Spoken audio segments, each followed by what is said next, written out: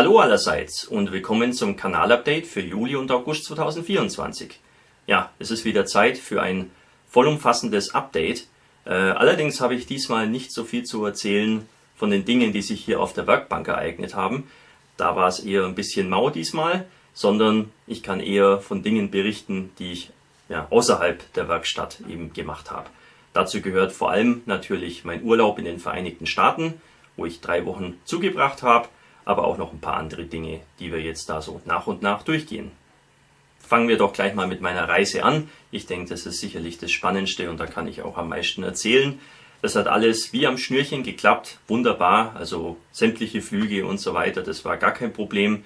Ich habe auch sehr viel gesehen und erlebt. Ich war zum einen in Chicago, in Illinois, dann war ich noch in Wisconsin ein bisschen unterwegs und zum Schluss noch in Texas.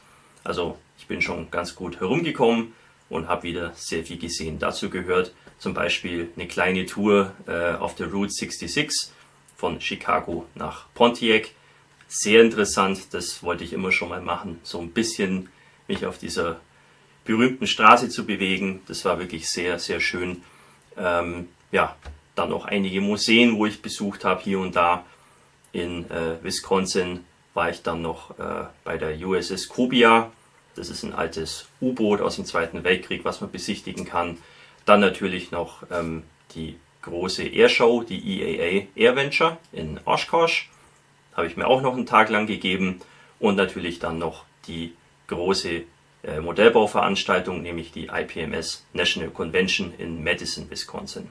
Ja, und dann noch in Texas, da war ich auch noch ein bisschen unterwegs in Dallas und Umgebung und habe dann noch eine Tour nach Fredericksburg unternommen. Das war auch sehr schön. Ja, also alles in allem, ich hatte einen sehr schönen Urlaub, habe sehr viel erlebt und ihr werdet ja in den nächsten Wochen noch ein bisschen was zu sehen bekommen davon, denn das eine oder andere eignet sich dann auch für ein eigenes Video. Da könnt ihr euch dann schon mal drauf freuen. Was den Urlaub erst wirklich interessant gemacht hat, waren meine werten Gastgeber, die wirklich sehr viel Zeit und Energie reingesteckt haben, um mich unterzubringen und auch mir das eine oder andere zu zeigen. Also das weiß ich wirklich sehr zu schätzen. Das ist wirklich wunderbar. Und ich muss noch dazu sagen, alle 3 sind ihres Zeichens auch Modellbauer. Ich kenne die durch YouTube und da haben sich einfach über die Jahre enge Freundschaften gebildet. Und das führt dann eben dazu, dass man dann eben seine Freunde auch mal in Übersee besuchen kann. Das ist einfach eine ganz tolle Sache. Da ist man gleich ganz anders angebunden sozusagen. Und das weiß ich wirklich sehr zu schätzen. Das war wirklich wunderbar. Deswegen möchte ich den 3, nämlich dem Mike, dem Adam und dem Andy, nochmal ausdrücklich danken für ihre Gastfreundlichkeit. Das ist wirklich überragend. Und da sieht man wieder mal, wie verbindend dieses Hobby Modellbau sein kann. Diese Leute würde ich ohne dieses Hobby wahrscheinlich nie kennengelernt haben. Und nachdem wir alle dieses Hobby gemeinsam genießen, haben sich da eben diese Bekanntschaften und Freundschaften gebildet. Und das finde ich einfach sensationell, wenn man sich das mal vorstellt, dass der Modellbau Leute aus der ganzen Welt so zusammenführen kann. Das ist einfach einmalig und überragend. Außerdem haben sich meine Gastgeber nicht nehmen lassen, mir auch noch einige Geschenke mitzugeben, was natürlich der Oberhammer ist. Also so viel Großzügigkeit und Gastfreundlichkeit findet man wirklich selten. Das weiß ich wirklich sehr zu schätzen. Ja, der erste war der Mike in Illinois. Der hat mir hier zum einen dieses Heft mitgegeben über die deutschen S-Boote und die Küstenboote. Sehr interessante Lektüre. Kann man immer gut brauchen. Und dann hat er mir noch hier von Hasegawa in 1:32 die Hayate mitgegeben. Das stammt aus seinen Fundus an Bausätzen, die er ohnehin demnächst mal verkaufen wollte. Und da habe ich mir die mal ausgesucht, weil ich finde, das ist ein wunderschönes Flugzeug. Ist wahrscheinlich mein Lieblingsflugzeug der japanischen Luftwaffe. Und Hasegawa ist natürlich immer eine feine Sache. Dann in Wisconsin war mein Gastgeber der Adam. Den kennt ihr ja auch von YouTube, Adam Mann. Der hat auch einen Kanal über Modellbau. Und wie ihr ja da auch vielleicht wisst, ist er immer sehr aktiv beim Thema Panzerketten und Werkzeughalterungen. Und der hat mir hier von Tancraft 2 3D gedruckte Kettensätze für den Tiger 1 mitgegeben. Da war der nämlich involviert bei der Entwicklung. Da steht auch hier unten sein Name drauf. Finde ich sehr nett. Tolles Zubehör, was man immer gut brauchen kann. Ja, und dann noch der dritte im Bunde, das war der Andy. Texas Andy, beziehungsweise auch bekannt als Tactical Jackalope.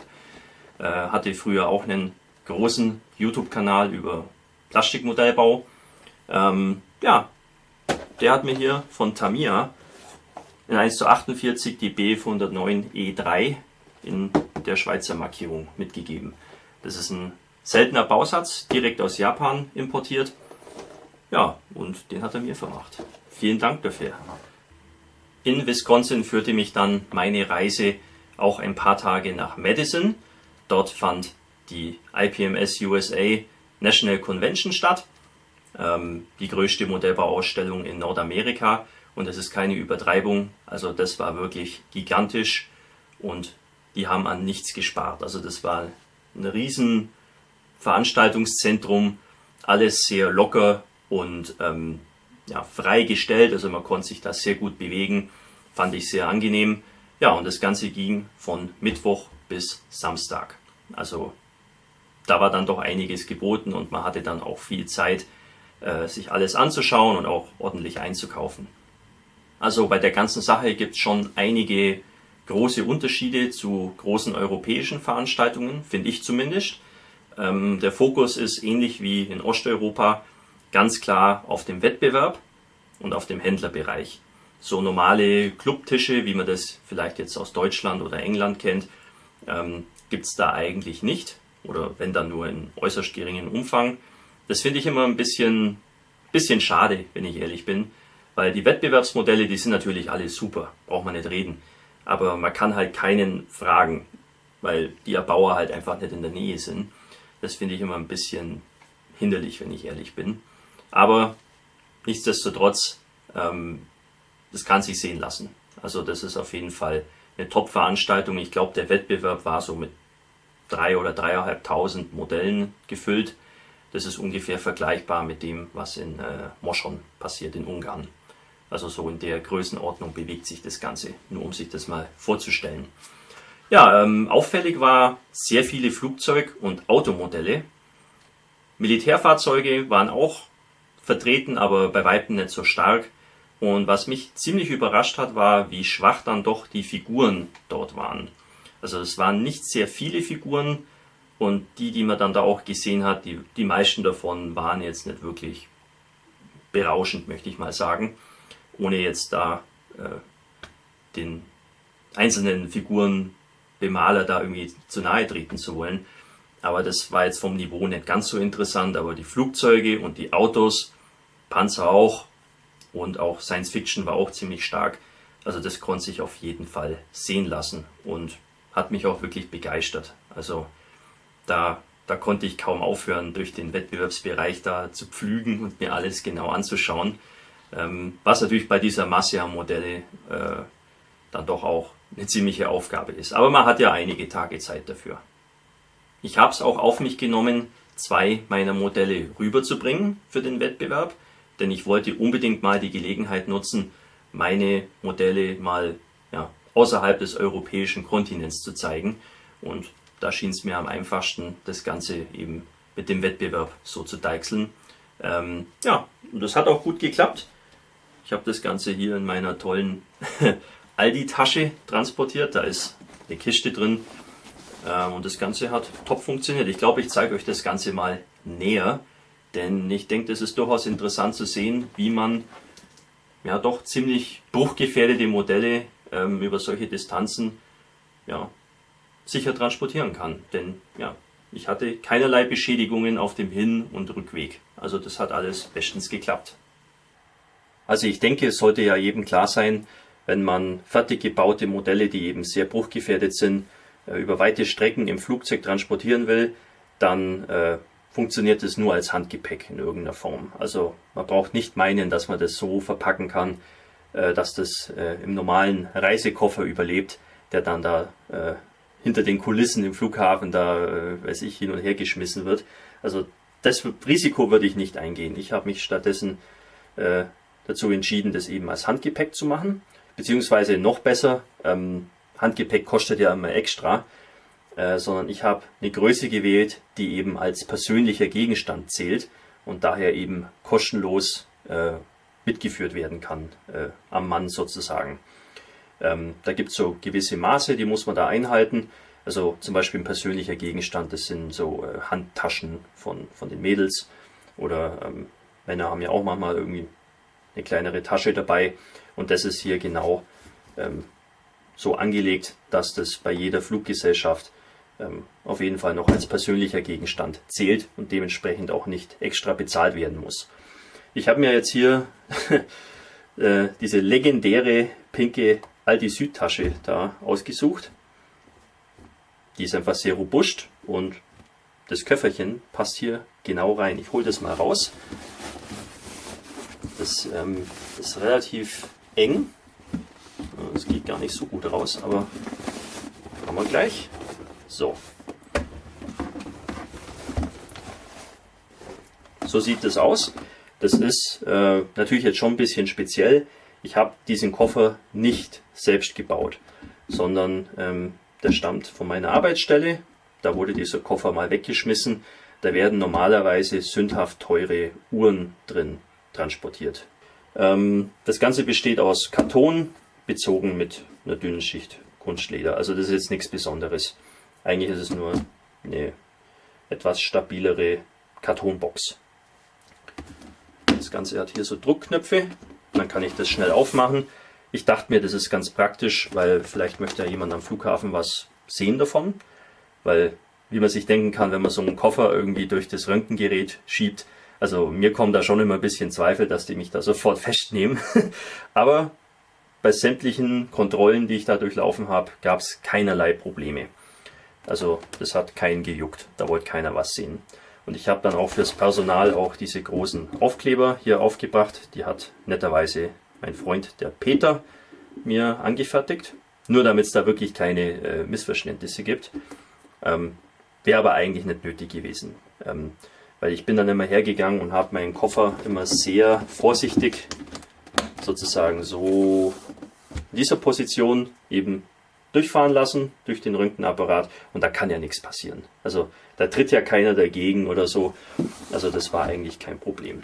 So, innen ist das Ganze mit Styrodurplatten ausgekleidet und ich habe hier so einen L-förmigen Winkel. Hier kann man es sehen. Also hier ist eine Platte und hier ist eine Platte. Das ist zum einen eben, um die beiden Vignetten eben voneinander zu trennen, damit die nicht aneinander reiben und zum anderen, damit es auch ein bisschen Stabilität bekommt von oben, damit es nicht zerquetscht werden kann. Ja, eigentlich ganz einfach. So, und wie ist das Ganze befestigt? Ich habe es vielleicht schon vorher gesehen, hier mit Spackschrauben. Jeweils 2 Stück. Meine Sockel bestehen hier aus Holz, kann man natürlich super anschrauben. Und dann kann es nirgends hin. Alle Sachen, Figuren, Fahrzeuge und so weiter, das ist alles befestigt und angeklebt auf dem Sockel. Das kann nirgendwo hin. Also muss ich eigentlich bloß den Sockel anschrauben. Das hat wunderbar funktioniert. Ich habe die Spitzen von den Schrauben abgerundet. Einfach sicherheitshalber, nicht, dass die sagen, das ist zu spitz und ich darf damit nicht ins Flugzeug oder so. Wäre wahrscheinlich egal gewesen, aber ich habe es lieber mal abgestumpft sozusagen. Ja, und das hat super funktioniert. Ich habe keinerlei Beschädigungen gehabt. Ich bin insgesamt 4-mal geflogen.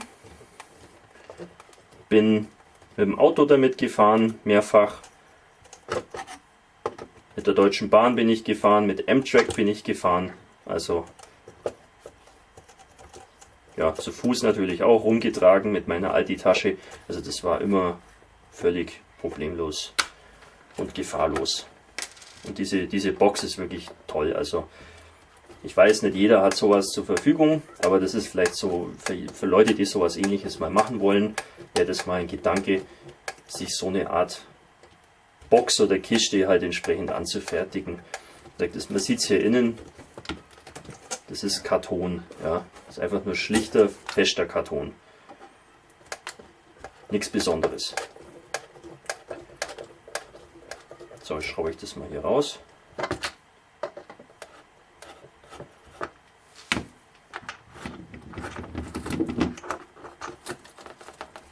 Ja, das geht recht stramm. Also man sieht, die Spitzen sind abgerundet. Ja, jetzt kann ich das gute Stück hier rausholen.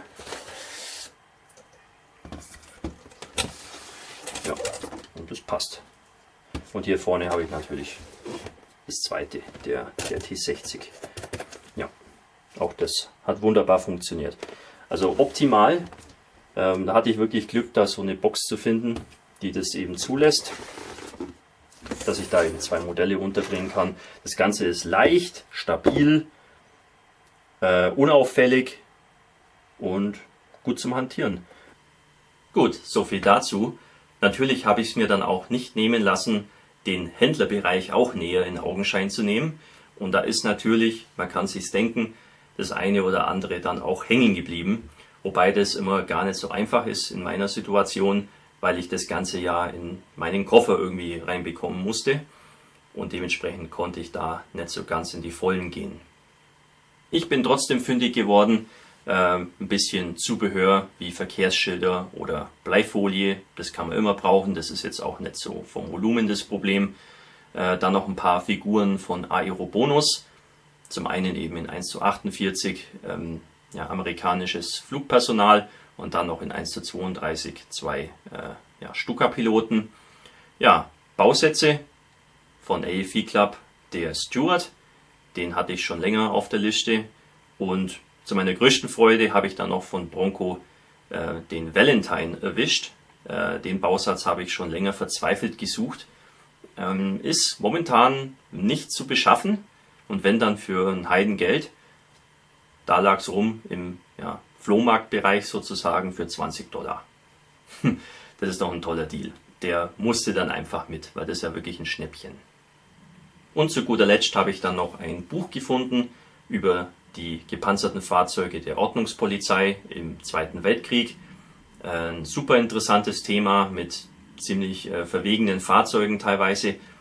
Finde ich immer interessant, und das war zum Beispiel so ein Gegenstand, den hatte ich überhaupt nicht auf der Liste irgendwie, sondern man läuft einfach über den Händlerbereich drüber und das sind so Sachen, die springen einem einfach ins Auge und die müssen dann einfach mit.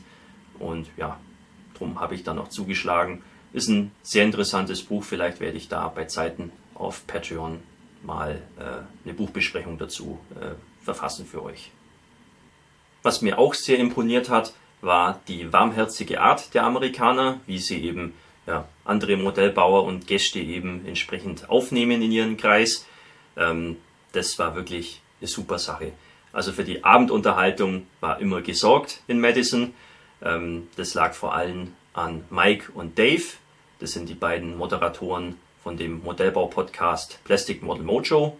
Kann ich sehr empfehlen, ist ein toller Podcast, die immer zu diversen Abendaktivitäten in Restaurants und so weiter eingeladen haben. Und da durfte ich mit, einfach so. Und das, wie gesagt, hat mir sehr imponiert, dass da alle so offen sind und hey, hock dich her und nimm dir doch ein Bier und hey, was machst du so und so weiter. Also man war da direkt integriert in diesen Kreis von Modellbauern. Fand ich wirklich sehr schön und herzerwärmend. Und natürlich haben die mir noch ein paar von ihren T-Shirts geschenkt, was ich auch sehr nett fand.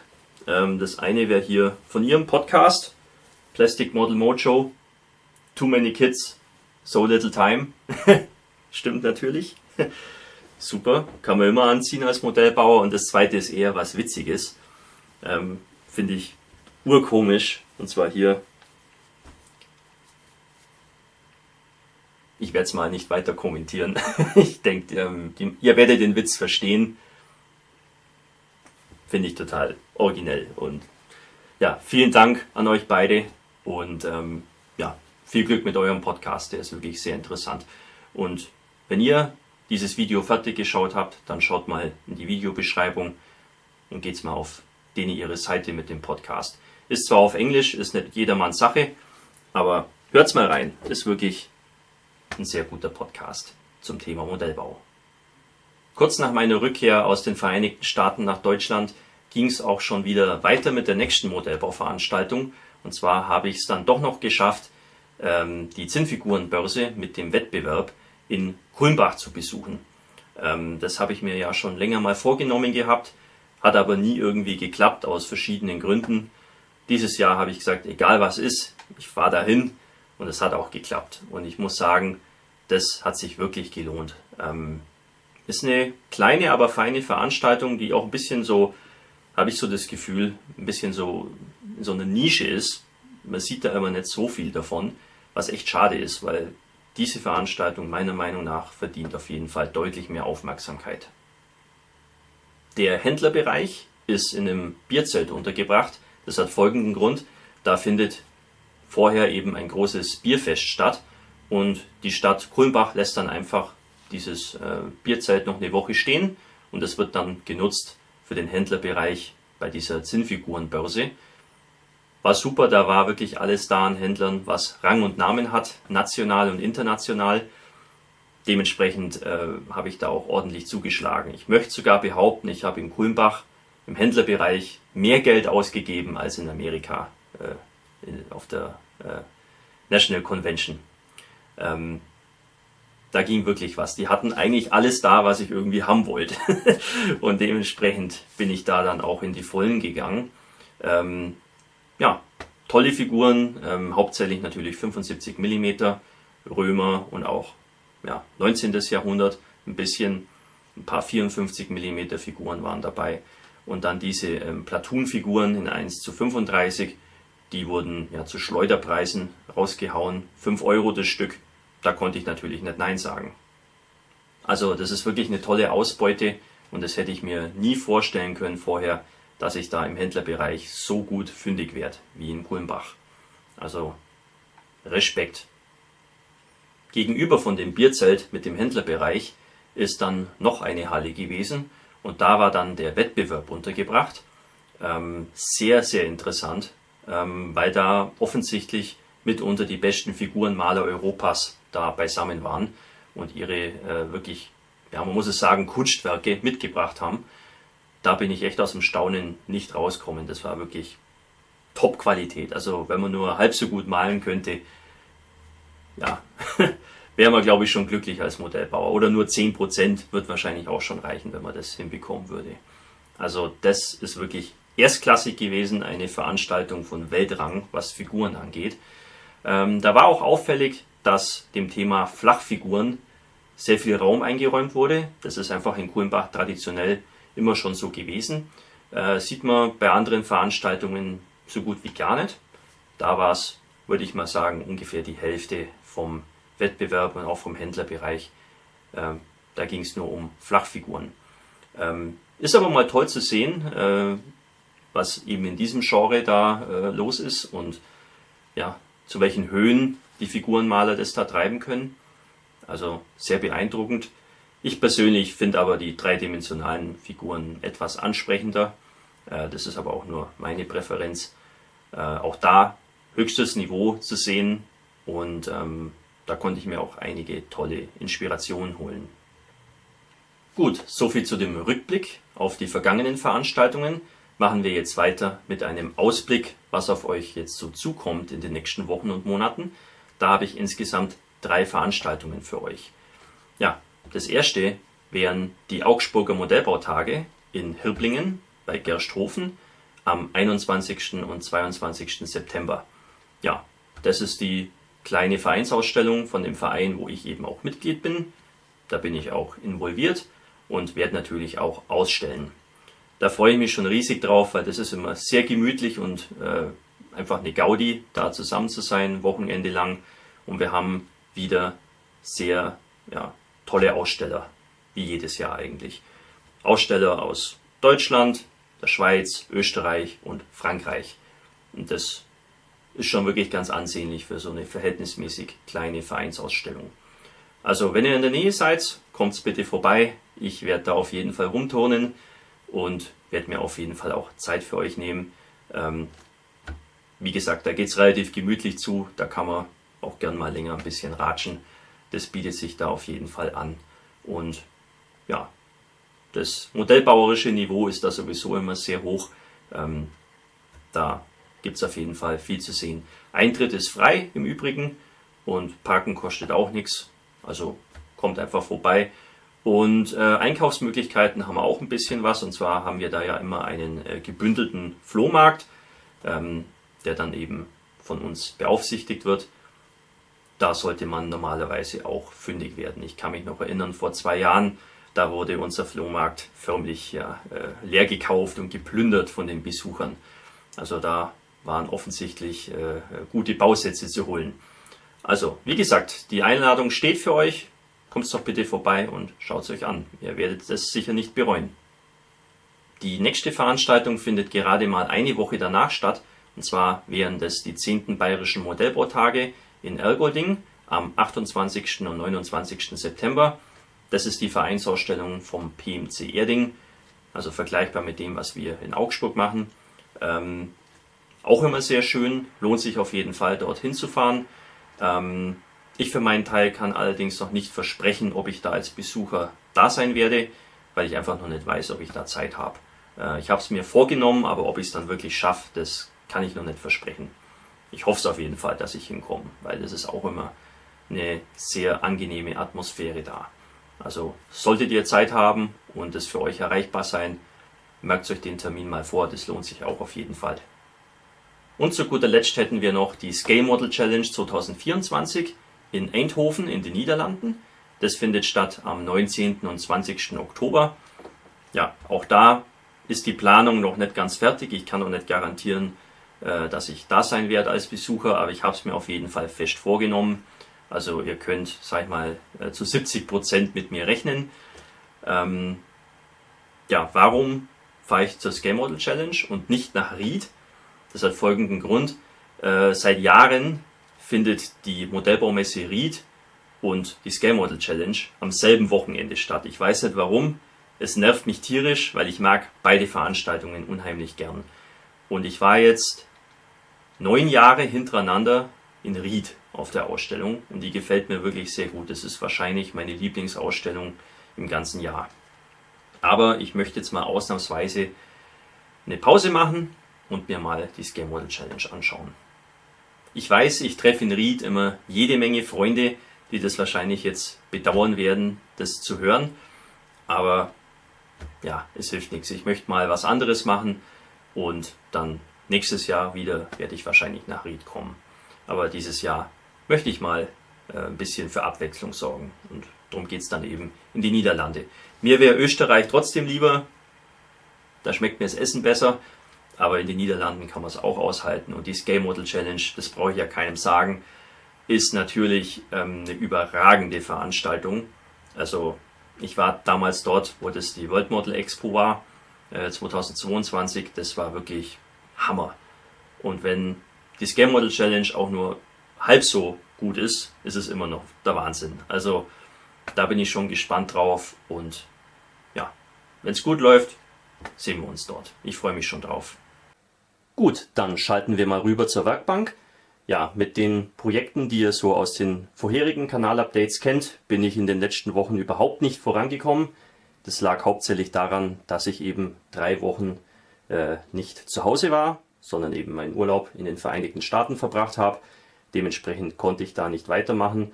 Ja, und die übrige Zeit habe ich für ein anderes Projekt benutzt. Dazu gleich mehr. Und ich habe auch ein bisschen meine Leidenschaft fürs Radfahren entdeckt in den letzten Wochen und war einfach sehr viel mit meinem Mountainbike unterwegs. Bei dem schönen Wetter macht es ja auch durchaus Sinn und dementsprechend ist dann der Modellbau einfach ein bisschen kürzer getreten in den letzten Wochen. Ja, ist halt mal so. Ist halt jetzt so ein bisschen die Urlaubszeit und ich habe mir jetzt da untypischerweise mal herausgenommen, das Ganze mal ein bisschen ruhiger anzugehen und dementsprechend kann ich jetzt bei dem K5E Eisenbahngeschütz, bei dem Gepard, dem Panzer 2C und hier dieses Diorama für den Jagdpanzer 4 Bodybuild eben keine Fortschritte vermelden. Ja, wie vorhin schon erwähnt, habe ich trotz allem dann doch noch die Zeit gefunden, ein neues Projekt zu beginnen. Der Hintergrund ist wieder mal diese Sonderausstellung im November, wo es eben um den 80. Jahrestag der Befreiung des Elsasses geht. Da möchte ich nach dem M7 Priest noch ein zweites Projekt nachschieben, wenn es irgendwie geht. Deswegen werde ich das Ganze auch etwas beschleunigt durchziehen. Zumindest ist das meine Ambition im Moment. Ja, was habe ich mir da ausgesucht? Das Ganze soll ein Sherman werden, der französischen Armee. Genau genommen ist es ein M4A1 76W der 1. Panzerdivision, 2. Kürassierregiment. Diese Einheit war Ende 1944 und Anfang 1945 im südlichen Teil des Elsasses eingesetzt, rund um Colmar. Da war dieser Kessel oder Brückenkopf und da waren die eben unterwegs. Ich habe mir dafür den Dragon-Bausatz ausgesucht. Das ist schon ein etwas älterer Bausatz und der ist dann dementsprechend an einigen Stellen doch etwas verzwickt zum Bauen und auch an einigen Teilen sind die Details nicht so ganz auf der Höhe der Zeit. Aber ich finde, der Bausatz ist nach wie vor eine gute Option. Und wenn man weiß, worauf man sich einlässt, ist das auch vollkommen in Ordnung. Ich für meinen Teil wusste ganz genau, was auf mich zukommt. Und dementsprechend war ich dann da auch mental schon darauf vorbereitet. Das Hauptproblem bei dem Bausatz ist die schlechte Passgenauigkeit zwischen Ober- und Unterwanne. Da braucht man wirklich sehr viel Spachtelmasse und Geduld, um das dann einigermaßen hinzubekommen. Ich weiß nicht genau, warum das so ist, aber ja, Dragon hat da offensichtlich ziemlich geschlammt und ja, das ist ein bisschen unordentlich. Aber man kann das mit dem entsprechenden Zeitaufwand eben relativ leicht beheben. Was ich an dem Bausatz schön finde, ist das Fahrwerk. Das ist eigentlich ganz ordentlich. Man kann hier diese Rollwegen beweglich bauen und auch die Ketten, was ich hier auch teilweise gemacht habe. Das ist ganz nett, weil ich bin mir noch nicht ganz sicher, wie ich das Fahrzeug darstellen möchte, ob ich es vielleicht im Gelände darstelle oder auf einer Straße, je nachdem. Wenn ich es ins Gelände stelle, dann ist es natürlich ganz praktisch, wenn ich das Fahrwerk ein bisschen, sag ich mal, dem Untergrund ein bisschen anpassen kann. Ja, außerdem liegt dem Bausatz noch ein Alurohr bei. Das ist auch sehr schön. Eine tolle Dreingabe. Ja, und die übrigen Feinheiten, da muss der Modellbauer dann selber Hand anlegen. Zum Beispiel hier das Bug-MG. Das habe ich durch ein Messingteil von Master ersetzt. Die Antenne, die kommt von Aber. Und hier das Kaliber 50 MG. Da habe ich auch ein bisschen dran gearbeitet.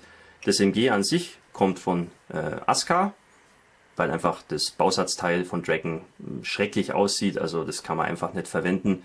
Und ich habe dann den Lauf noch durch ein Messingrohr von MR-Modellbau ersetzt.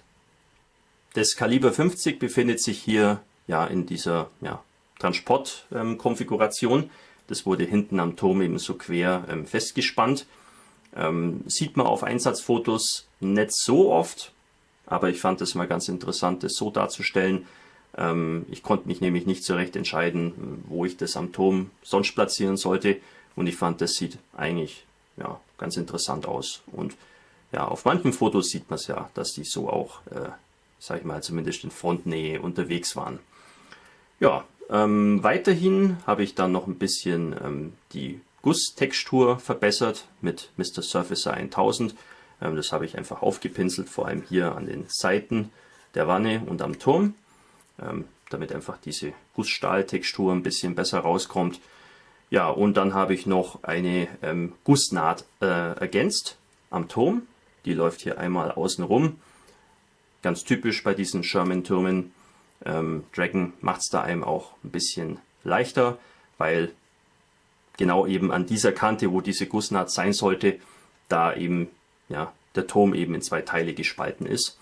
Und man kann dann einfach ein Stück gezogenen Guissage einfach in diese Fuge einkleben, ein bisschen verschleifen und Mr. Surfacer drauf klatschen und dann ist es perfekt.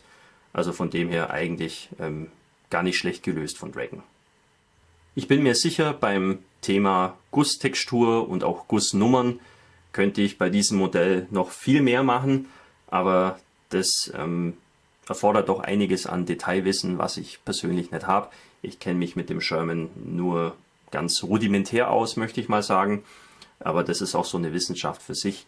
Aber ich weiß, einige Experten da draußen, zum Beispiel der Shane Smith aus Irland, den kennst du ja vielleicht, der weiß da ganz genau Bescheid und der würde dann hier und da und dort noch diverse Gussnummern ergänzen an diesen Bauteilen.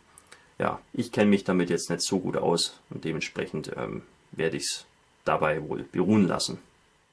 Ja, was habe ich noch so gemacht mit dem Modell? Ich habe noch etwas Zuladung hinzugefügt, hier hinten am Heck. Da ist so ein kleiner Gepäckträger.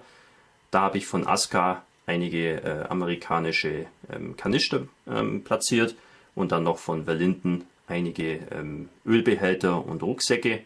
Und das Ganze habe ich dann noch gepaart mit ein bisschen Bleifolie, um eben so Planen darzustellen und etwas Bleidraht, um das Ganze eben ja entsprechend festzuzurren. Ja, und dann noch eine Figur, das muss auch immer sein. Da habe ich hier einen recht hübschen Panzerkommandanten gefunden von Alpine. Ja, der passt da ganz genau in den Turm rein, sieht perfekt aus. Da habe ich dann zum Mikrofon noch aus Kupfer noch einen Draht hingeklebt. Ja, und das wäre es eigentlich auch schon. So, der nächste Schritt wird sein, dass ich mir eben überlege, wie der Sockel aussehen soll. Ich habe vor, eine ganz kleine Szene zu bauen. Ja, mehr eine Vignette möchte ich mal sagen. Wie das aber dann genau aussehen wird, weiß ich noch nicht.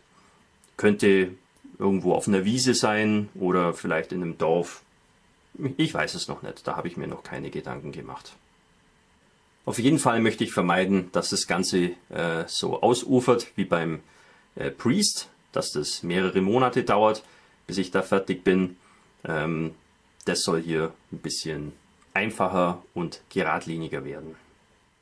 Das Ganze soll im Übrigen nicht irgendein beliebiger Sherman werden, sondern ich habe mir da ganz konkret dieses Fahrzeug ausgesucht. Davon gibt es eben dieses eine Foto. Und netterweise gibt es von dem französischen Abziehbilderhersteller Braille Strike auch die passenden Markierungen dafür. Das finde ich ganz gut. Ich bin da echt ganz begeistert, was es da mittlerweile auf dem Zurüstmarkt eben gibt. Eigentlich kann man da jedes Fahrzeug, was irgendwann mal fotografiert wurde, entsprechend darstellen als Modell. Also das ist wirklich ein Segen, der Zurüstmarkt. Ja, mal schauen, wie die funktionieren. Ich habe von diesem Hersteller noch nie Abziehbilder verwendet, aber das werden wir dann bei Zeiten herausfinden. Gut, dann schauen wir uns jetzt noch an, welche Bausätze ich mir sonst noch so zugelegt habe, abgesehen von dem Zeug, was ich mir bei diversen Veranstaltungen geholt habe.